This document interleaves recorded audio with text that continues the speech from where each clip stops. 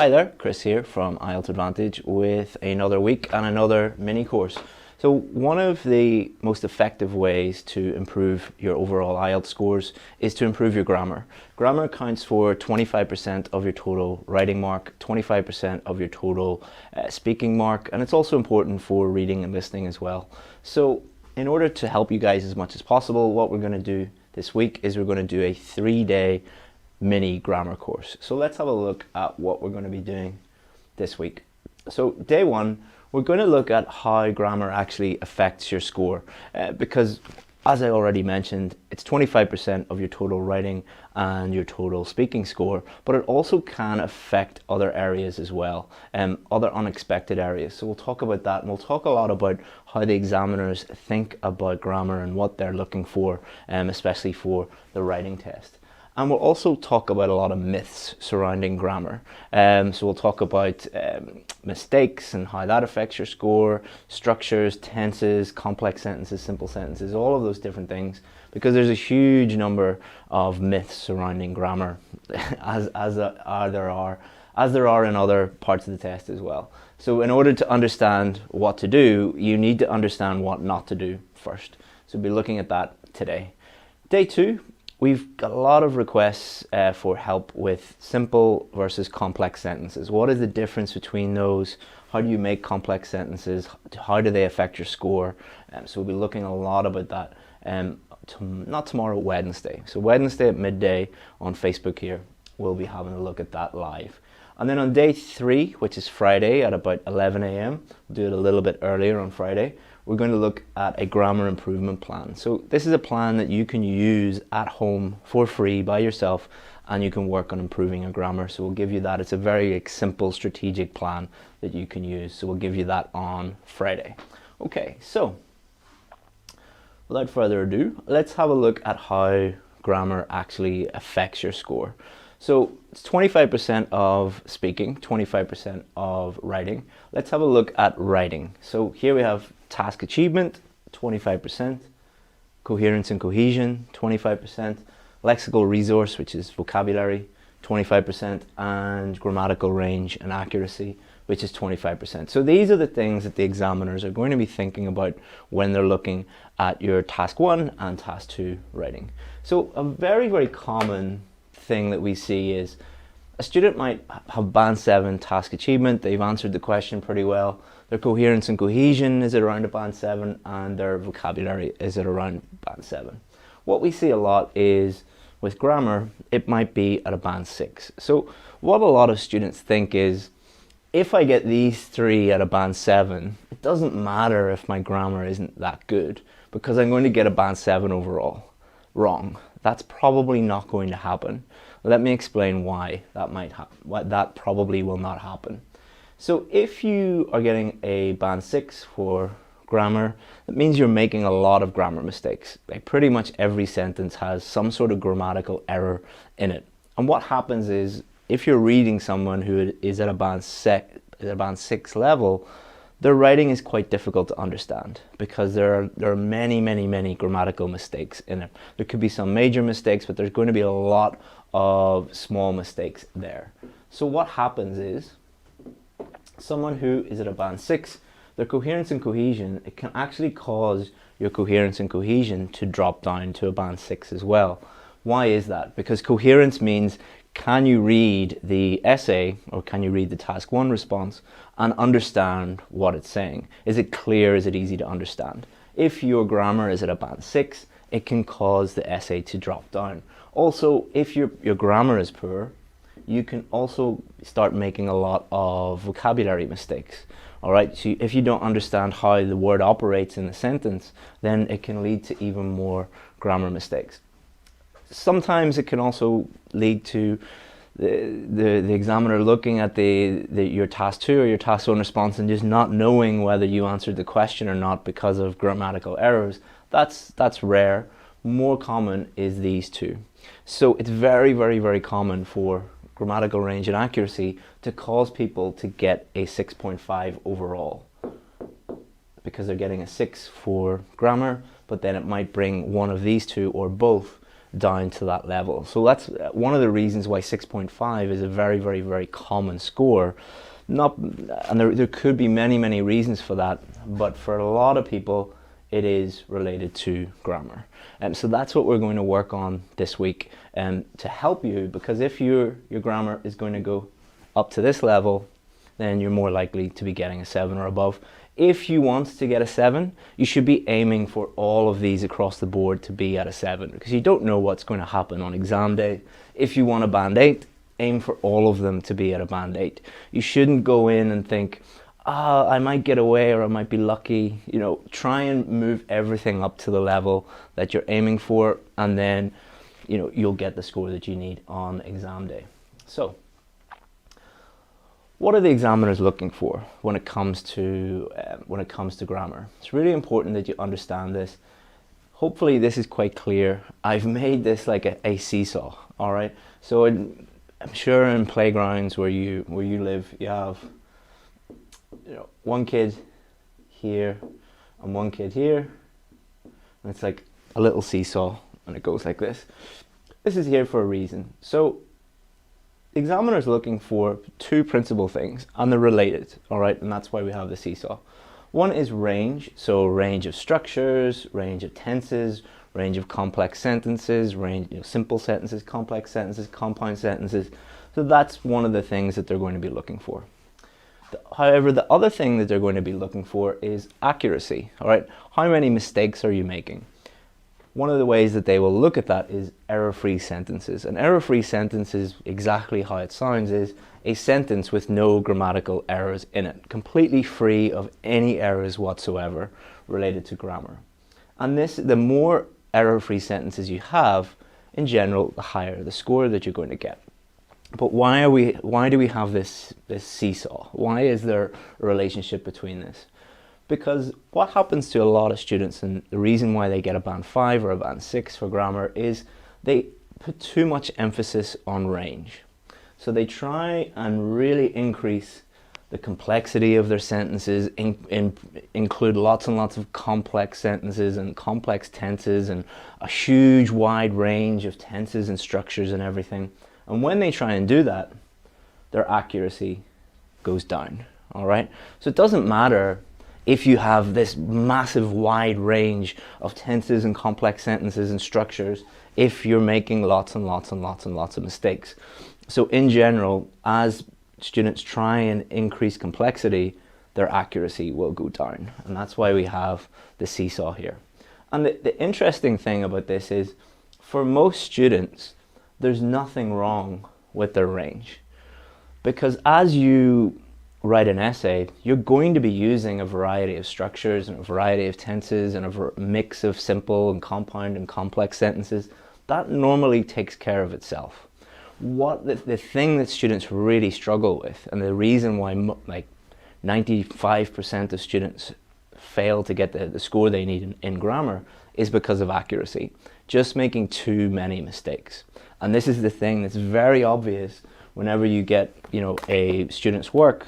You look at it, you'll just see mistake, mistake, mistake, mistake, mistake, mistake, and it's impossible to give them a high score for grammar and a high score overall if there are mistakes in multiple mistakes in nearly every sentence that they have. If you're looking for a 7 or above, you should be aiming for the majority of your sentences. So more than 50% of your sentences should have no grammatical errors in them whatsoever. And by trying to focus on range, you're making that really, really, really difficult. You know, so that's something to bear in mind, and something that is the key to understanding how to improve your grammar is this diagram. So let's talk about myths, all right? And there's a car here for a reason, all right? So if you do your driving test in the UK, I don't know what it's like in different countries, but in the UK, I think you're allowed to pass the test. It's less than, is it 16 minor faults? Is that correct? Just 16, 16, yeah.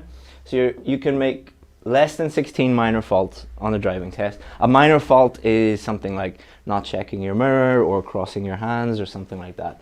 And no major faults. So a major fault would be speeding or not looking at a junction, something like that.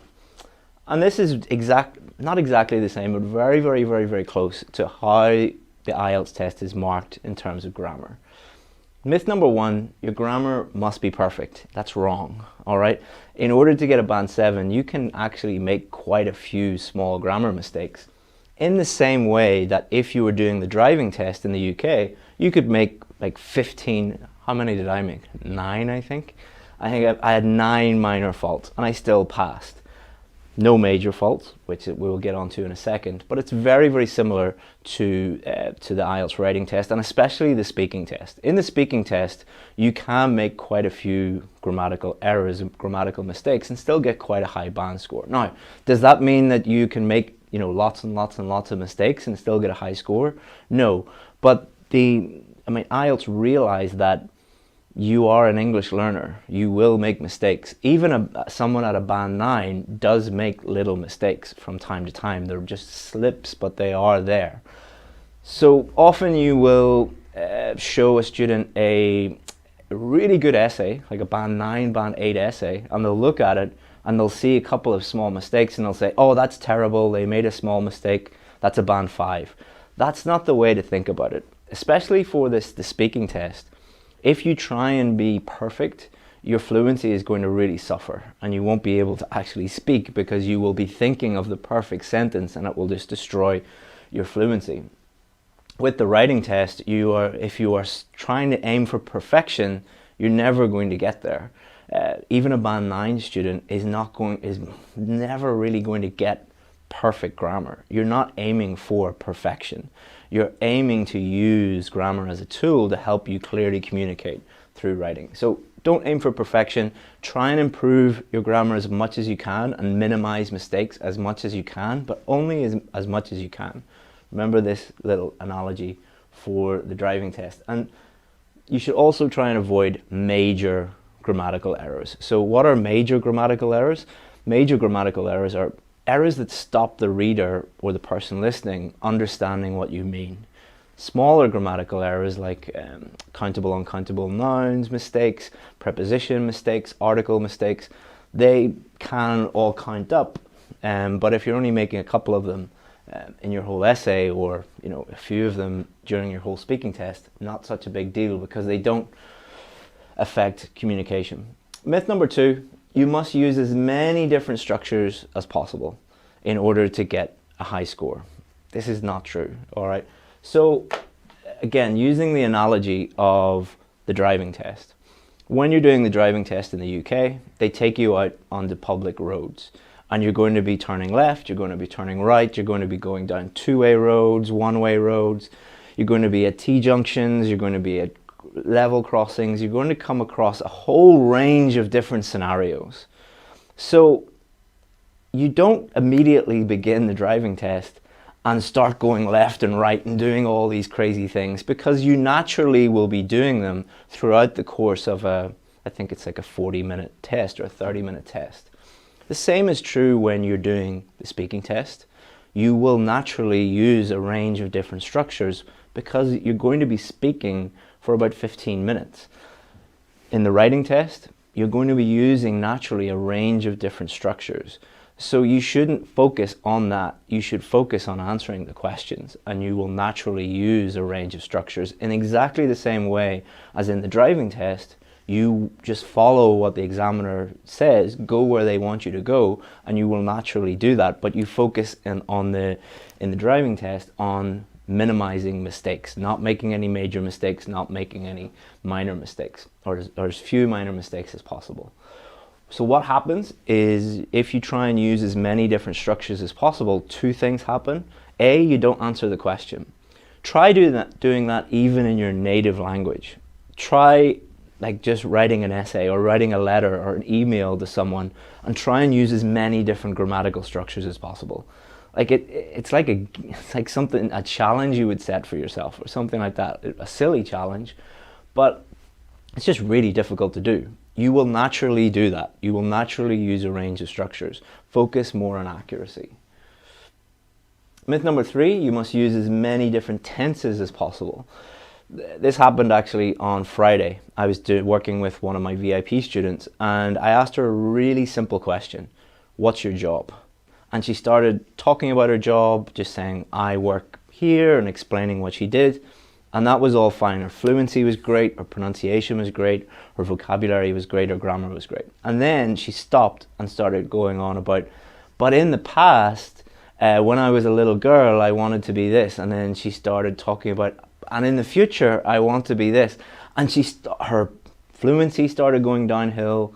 Her pronunciation actually suffered as well. She was making lots of grammatical errors. And I stopped her and said, what are you doing? Why did you not just answer the question normally? And she said, oh, my old teacher said that I must use every single tense in every single answer in the speaking test. I was like, no, you do not have to do that. You use the tense that's appropriate to use in the circumstance that you're using it in. Exactly the same as in real life. You will use the appropriate tense when you're using it. If you're talking about the past, you'll use past tenses. If you're talking about the present, you'll use present tenses. If you're talking about the future, you'll use future structures.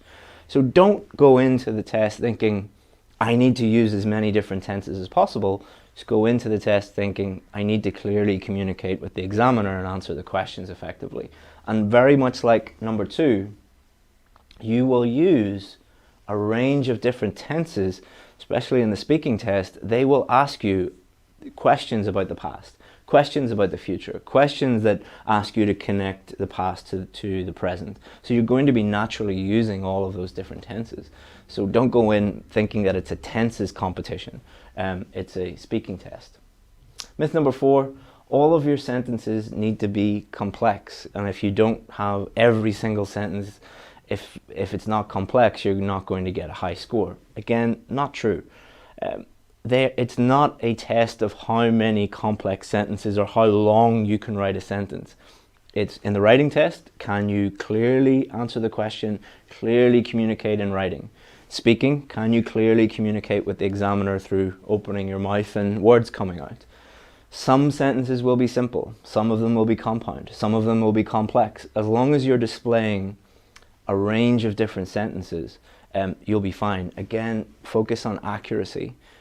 It doesn't matter if you write a 50-word sentence if it has 50 mistakes in it. It's like, that doesn't really make any sense whatsoever. Myth number 5, memorization is a useful skill. So memorizing bits of sentences, or half a sentence or a full sentence, and then adding those in to your essay. It's not a memorization test, it's an English test. All right, memorization is a useless skill. Why? They're not testing memorization. If it was a memorization test, you could just learn, memorize lots of different grammar structures and kick them into your essays and into your speaking test, and you get a high score. That doesn't work, because grammar is just a tool. All right, just like having a hammer and a saw and a drill. Memorization is like giving tools to someone who doesn't know how to use them, like me. I don't know how to use a hammer or a saw or a drill. I'm completely useless when it comes to DIY or using my hands in any way. So if you gave these tools to me, I wouldn't know what to do with them, and I'd make a complete mess of it. This is exactly what happens when you try and memorize structures and tenses and complex sentences. You don't know how to use them. So what's going to happen? Going back to our little seesaw here, you're going to try to use all of these things, put this up, and then your accuracy is going to go down. Always remember that it is a balance between those two things, and your range is probably fine. You will naturally use a wide enough range. Your problem, I nearly guarantee it, because I work with students every single day who have this problem, is accuracy. So, hopefully you find that useful. It's really important that you understand the relationship between range and accuracy, and you understand the myths. and that they are myths. Because if you are going into the test believing things that are not true and giving the examiners things that they're not even looking for, then obviously you're going to be in a lot of trouble. So the first stage is knowing the truth, knowing what actually they are looking for. So tomorrow, or not tomorrow, Wednesday, we're going to look at simple versus complex sentences. This really does help you improve your writing by understanding the difference between these, and it also helps you, it really helps you understand the relationship between range and accuracy as well. And then day 3, we're going to help you improve your accuracy. As we've mentioned over and over and over again, that is the key to improving your grammar score. So we're going to help you improve your accuracy by giving you this grammar improvement plan, and that will be on Friday at about 11 a.m. and this will be Wednesday at about midday. And as always with these live lessons, if you join us on Facebook, if you have questions, I can interact with you and everything. What we're going to do is, a lot of you, every time we do these mini courses, you say, oh, that's great, but what about writing? What about speaking? What about reading? What about listening? We have a fundamentals course which covers all of those and teaches you the absolute fundamentals. It's totally free. So we'll put a link in the comments, and we'll put it, if you're watching on YouTube, you'll get it in the description. If you're watching on Facebook, we'll put it up in the description there. If you need help, comment help in the comments, and we will get in touch with you and try and help you out as much as possible. And if you need any help, you can email us. We can't guarantee that we'll be able to give you like individual help because we've thousands of people emailing us every day, but we'll try our best. If you do need help, feel free to send us an email and we'll try and help you out with that. All right, so I'm going to take my broken phone. I dropped my phone. You can see that the glass is broken. And see if you guys have any questions about grammar. Every time we put up like myths or things that a lot of people think are true but they aren't actually true, we'll get a lot of people disagreeing with us. That's totally fine. Feel free to disagree as much as you want, and I'm happy to answer any of your questions or anything like that.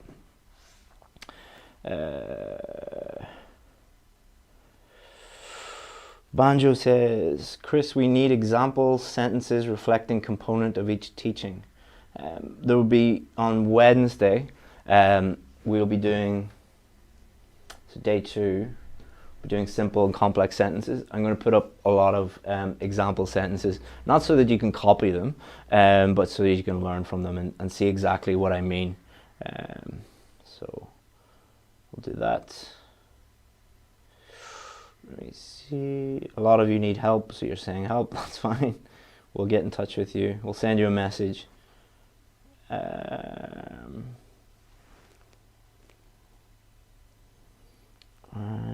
if you have any questions, feel free to put it in the comments. And we'll get back to you if we have time.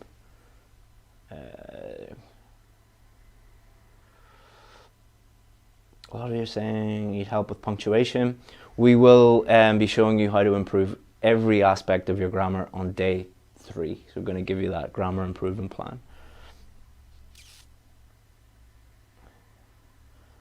Asa, can you help me start preparation? Yeah, send me an email or comment help and we'll get in touch with you. We've got a lot of free resources that we can just send to you and you can use those for free, or we have paid services as well. So send us a message and we'll figure out what's the best thing for you. Mariam, how many complex sentences we need to write to get a band 7?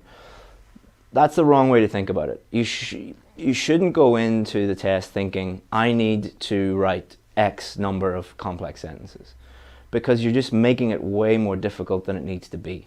You shouldn't go in thinking, I need to write this number of anything, because you're making it way more difficult, and it's a very unnatural way to write anything.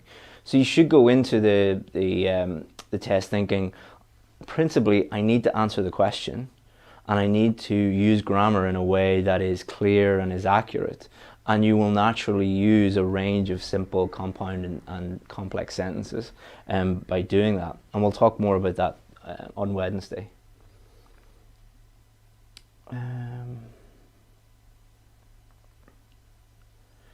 Chris, give me your WhatsApp number. No. No, the reason why I don't give my phone number and WhatsApp number and stuff, A, I don't have WhatsApp on my phone, but B, I'm not going to give my personal phone number out to 1 million people. That would be a bit crazy. But there's my email address. That's a lot more manageable.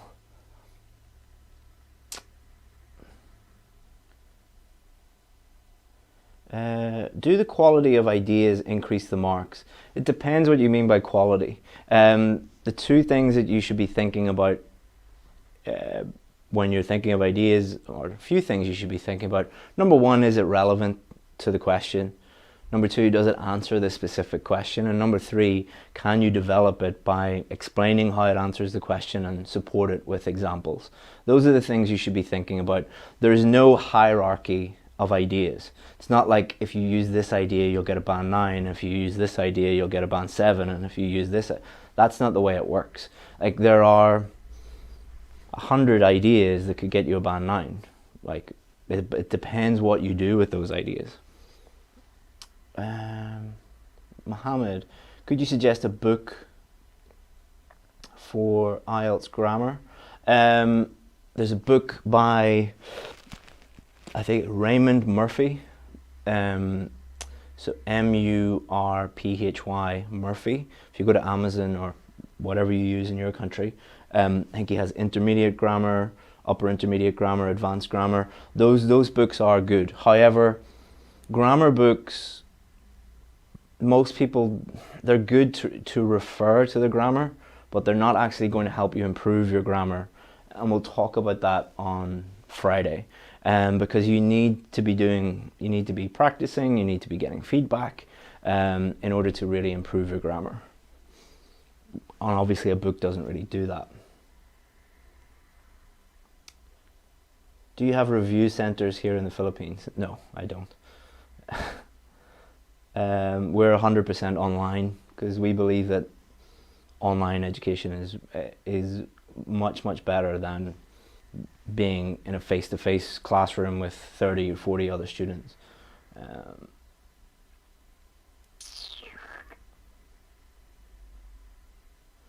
Can you create a WhatsApp group? No, I don't have WhatsApp.